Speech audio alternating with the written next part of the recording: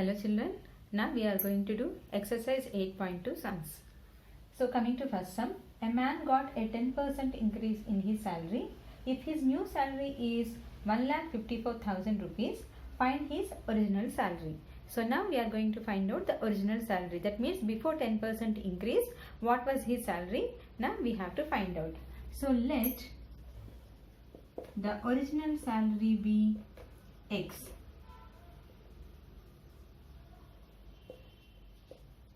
Now, if the original salary is X, then 10% of X plus X equal to 1,54,000 rupees. Hope all of you are clear with that point. So here the original salary is X, 10% increased. So X plus 10% of X equal to the new salary, that is 1,54,000. So now we are going to write the equation. So X plus 10% of X equal to 1,54,000. So X plus, now you have to write here 10% means what? 10 by 100, half means into X equal to 1,54,000.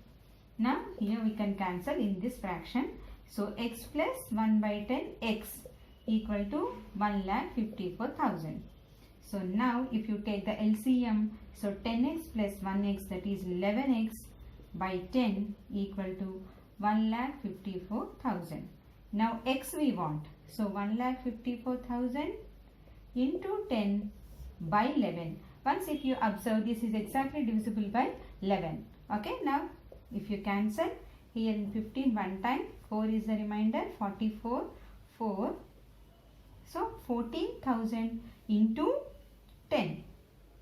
So now that is 1,40,000.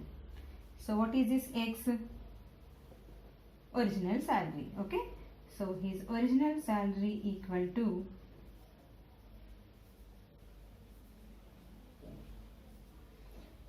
1,40,000 rupees.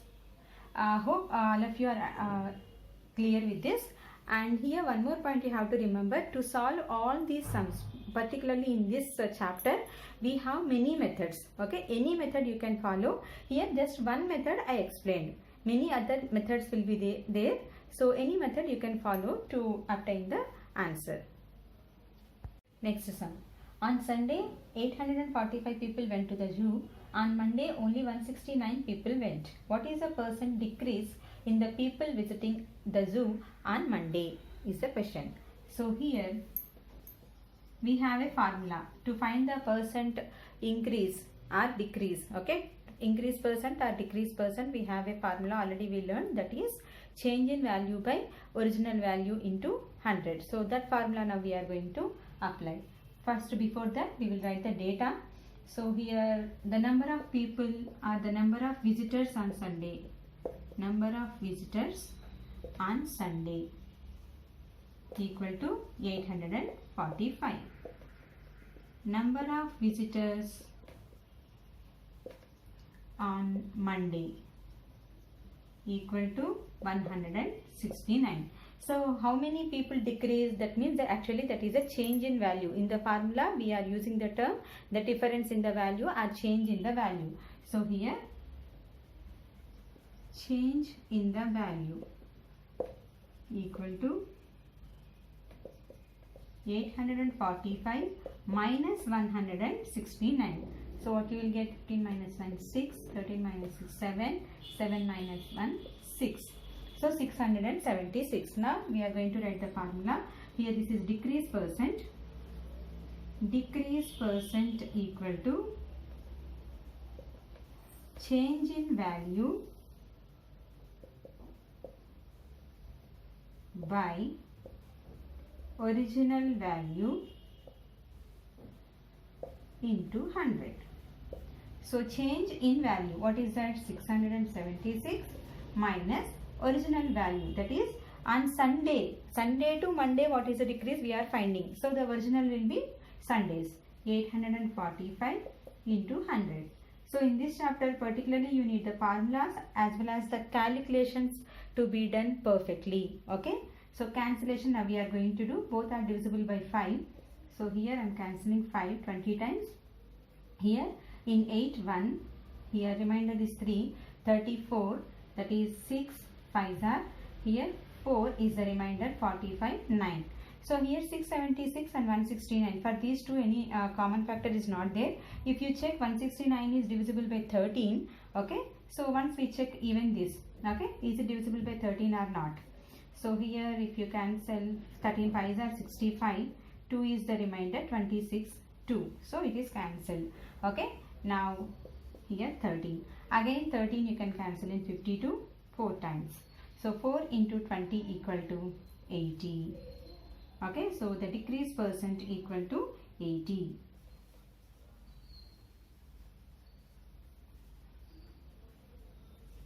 Understood? So here what is the decrease in the people visiting the zoo on Monday is the question, so that is 80. Next, third sum. A shopkeeper buys 80 articles for 2,400 rupees and sells them for a profit of 16%. Find the selling price of one article. Here if you observe, cost price of 80 articles is given and selling price of one article you have to find out.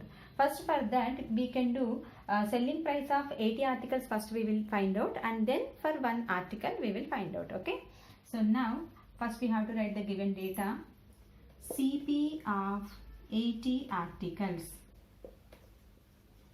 CP means cost price, the price at which the items bought of 80 articles equal to 2,400 rupees. Now what is the profit percent? Profit percent equal to 16. Now we have to find out the selling price. For that first we need to calculate the profit amount. Profit amount equal to 16% of 2,400. So 16 by 100 into 2,400. So here two zeros we can cancel. Now 16 into 24 is 384 rupees. This is the profit amount. So first we converted percentage to the amount. Okay, so 384 rupees we got. Now SP equal to, what is the formula? CP plus profit. So what is CP? 2,400 plus profit is 384. If you add you will get 2784. Okay, 2,784 rupees is the SP of 80 articles. Okay, so here better you write it. SP of 80 articles. Since CP of 80 articles we have taken and we calculated, so finally we got SP of 80 articles. Now SP of one article. SP of one article equal to, what we have to do? We have to divide 2,784 divided by 80. So what is the common factor? Here both are divisible by 8. Okay, so now you can divide with 8. Even here, so in 27, 3 8s are 24, 4 is the remainder, 3 is the remainder, 38, 4 8s are 32, so 6, 64 means 8 8s are 64. Okay, 348 by 10, so 34.8 actually. But since these are rupees and pies, just we can add one more zero here in the pies. So here this is cost price, selling price of one article equal to 34 rupees 80 pies. Understood ma? First CP we have written and the profit percentage is given in the question, and then first we calculated profit amount, that we got 384 rupees. Then SP we calculated 2,784 we got by adding CP and profit. Then SP of one article means you have to divide. Okay.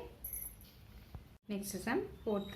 The cost of an article was 15,500 rupees and 450 rupees was spent on its repairs. If it is sold for a profit of 15%, find the selling price of the article. So here almost the same type of sum just like the third sum, but here a little difference is there. Here the CP is given and the amount spent on repairs is also given. So wherever this amount spent on repairs or transport charges or any accessories, these all will come under overhead expenses. Okay, so these overhead expenses also we have to add in the CP. we have to add in the cost price only. So that we say total CP. Okay. So now first we write the data. The cost of an article was 15,500 rupees. So the same we will write cost of an item equal to 15,500 rupees. Next, amount spent on repairs. Otherwise just you can write overhead expenses also.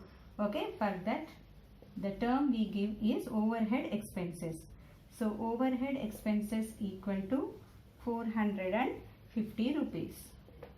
Okay, otherwise the amount spent on repairs also you can write, no problem. So if it is sold for a profit of 15%, so profit equal to 15%. Now here first you need to calculate finally the SP. So here first for that the total CP we will find out equal to cost plus overhead expenses. So 15,500 rupees plus 450. So that is equal to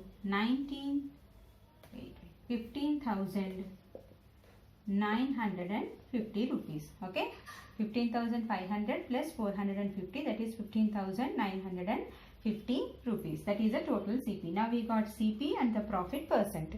We can find out SP. What is that? First profit amount you can calculate. Even for all these sums, many methods will be there. Okay, this is one of the methods I am explaining. So profit amount equal to 15 by 100 into 15,950. Okay, so if you cancel here 0, we can cancel 2 here, 5 I am cancelling here. Now it is not exactly divisible, we will get in decimal. So 797.5. Okay, so 3 into 797.5 we got. If you do multiplication, 0.5 into 3, 3 sevens are 21, plus 1 22, 3 nines are 27, 29, 23. Okay, so 2392.50. That is the profit amount. Now what is SP? SP equal to, so now total CP only we have to consider. In any way the total amount spent on that item is 15,950 rupees. So this only now we have to consider while calculating SP. So 15,950 plus 2,392.50. Okay, now if you add 0.50 to 5 plus 9, 4, here 9 plus 1, 10, 10 plus 13, here 6, 8, so 18,342 rupees 50 pice. This is the SP. So here the question is SP of the article or selling price of the article equal to 18,342 rupees 50 pice. You need to be careful with the calculations. Now next, fifth sum. A VCR and TV were bought for 8,000 rupees each. The shopkeeper made a loss of 4% on the VCR and a profit of 8% on the TV. Find the gain or loss percent on the whole transaction. So here two items were bought. What are those? VCR and TV. VCR means actually video cassette recorder we used to have in our childhood. Now mostly they are not at all available. Okay, and TV were bought for 8,000 rupees each. The shopkeeper made loss of 4% on the VCR and 8% profit on the TV. Okay, so find the gain or loss percent on the whole transaction. So first we write the data. So here for two items we have to find out separately what is SP. So now VCR. What is CP? Bought means CP. CP equal to 8,000 rupees. Next loss.